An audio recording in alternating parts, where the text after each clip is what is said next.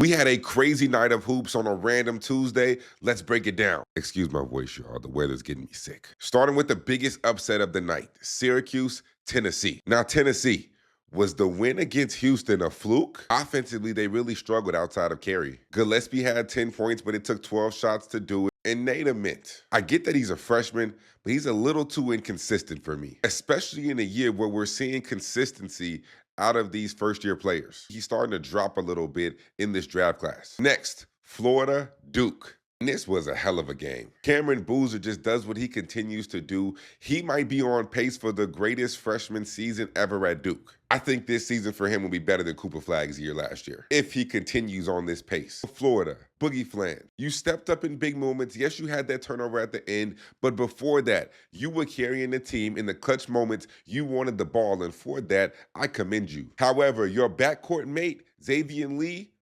4 points. 1 for 10 from the field. In one of the biggest stages in college basketball, you lay an egg again. And I'm not trying to be critical on this young man. We just know how good he can be, and he has not lived up to it. Xavier Lee, Florida is needing you. If you would have had a decent game, I think Florida wins this game at Cameron, and they beat Duke. UConn, Kansas. And this is a Kansas team that really should not be down on this loss. UConn is really that good. When you get a guy like Braylon Mullins back, now that he is healthy and you finally have him back to who he was and who you thought he could be, this young man is elite. He spaces the floor. He plays with great pace. He can score it off the bounce. Braylon Mullins honestly just gives another layer to this UConn guard depth. Makes this UConn team so much more dangerous. I wouldn't be surprised if I see them in the Final Four. UNC, Kentucky. Caleb Wilson, you are an absolute monster. I don't know what everybody else is talking about. Caleb Wilson is the 4th best player in this draft class. And as of right now, I don't even know if it's close. Derek Dixon.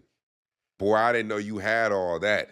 In the clutch moments, down the stretch, you wanted the basketball, the step back three, you create the separation, you knock it down in the clutch moment, then the following possession, the scoop layup. That was a really big moment for a freshman, and you rose to the occasion. If they can get Derek Dixon really going in that point guard spot, and if that performance wasn't a fluke, ooh, I like this North Carolina team.